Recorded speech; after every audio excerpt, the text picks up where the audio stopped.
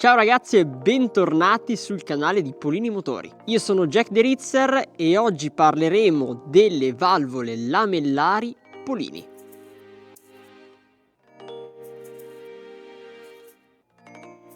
Le valvole lamellari non sono un pezzo che fa entrare miscela all'interno del motore, ma parliamo di un vero e proprio organo di controllo nei motori due tempi. La valvola lamellare infatti controlla quanto e come la miscela aria-benzina entra all'interno del carter. Questo ovviamente influenza in maniera diretta il riempimento, la risposta del motore e il rendimento reale. Sul banco dietro di me, spero si vedano, ho due tipologie di motori molto diffusi, una M6 e un Minarelli verticale. Sul banco invece non lo vedrete penso in questo momento, ma ho diversi pacchi lamellari Polini. Lo scopo ovviamente è quello di farveli vedere tutti, ma soprattutto spiegarvi in maniera concreta che cosa succede all'interno del motore. Quindi partiamo subito col funzionamento base. Nei motori a due tempi il pistone durante la salita genera una depressione all'interno del carter. Per spiegarvi meglio il funzionamento del pacco lamellare partirò con l'esempio di una siringa. Se noi teniamo in mano una siringa, con un dito tappiamo l'ingresso da dove dovrebbe entrare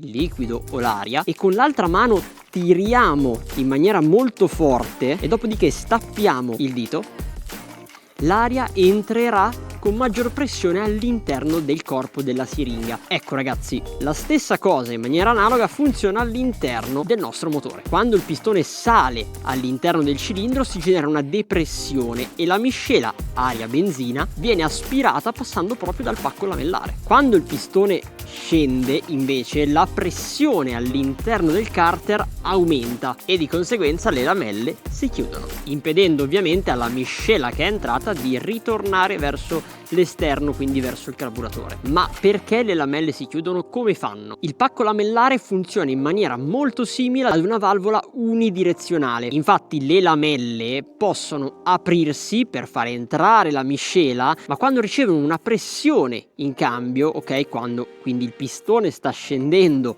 aumenta la pressione, le lamelle ricevono pressione, si chiudono. Perché? Perché vanno in battuta contro la struttura del pacco lamellare stessa. Se è tutto chiaro, ora passiamo alla parte un filino più tecnica. Un aspetto molto fondamentale è che il flusso non è stazionario, ma pulsante. Il pistone sale e scende e ovviamente dove pulsa ci sono delle onde di pressione. Ogni apertura e chiusura delle lamelle produce una perturbazione che si propaga lungo il condotto di aspirazione e qui entra in gioco la risonanza.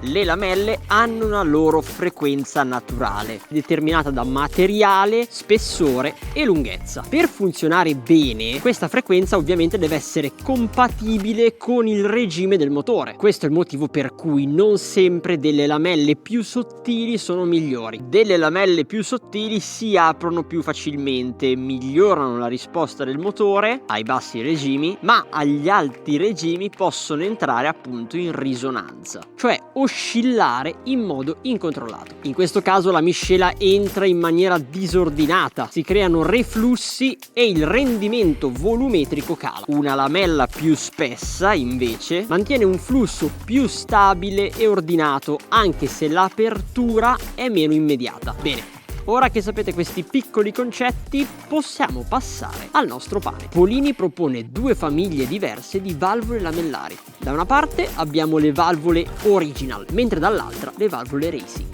Le valvole lamellare original sono simili agli originali, pensati per affidabilità e uso stradale. Per quanto riguarda invece le valvole lamellari racing, sono progettate per i motori più spinti, con regimi elevati e hanno una fluidodinamica interna totalmente ottimizzata. Infatti all'interno delle valvole lamellari racing troviamo spesso un guidaflussi che raccorda il condotto di aspirazione al pacco lamellare. Il suo compito è quello di ridurre le discontinuità geometriche, evitare separazioni del flusso, diminuire le perdite di carico e distribuire la miscela in modo uniforme. Senza il guidaflussi infatti la miscela entrerebbe in maniera un po' più caotica, colpendo le lamelle in modo asimmetrico e generando qualche turbolenza. Con il guidaflussi infatti il flusso è più diretto, veloce e stabile soprattutto agli alti regimi. Però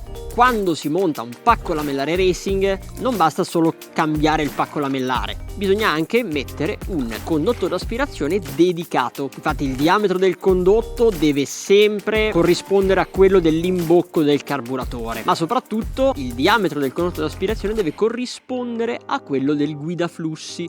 Questo sempre parlando di valvole lamellari racing. C'è anche da dire che Polini offre dei fogli in carbonio di diversi spessori, dallo 0,25 allo 0,45, per far sì che tutti possano comporsi il loro pacco lamellare in maniera autonoma, scegliendo tra le varie misure. In poche parole, quindi, possiamo dire che la valvola lamellare diventa a tutti gli effetti uno strumento per la messa a punto del proprio scooter o del proprio motard. Le valvole Polini, soprattutto nella loro versione racing, rappresentano un sistema ingegneristicamente evoluto, progettato per massimizzare il rendimento e la risposta, ma se montato in maniera corretta. Ovviamente ragazzi, sullo shop di Polini potrete trovare valvole lamellari specifiche per il vostro scooter o il vostro motard, per Minarelli orizzontale, Piaggio e Gilera, MBK Booster e Yamaha BVS e Minarelli AM6.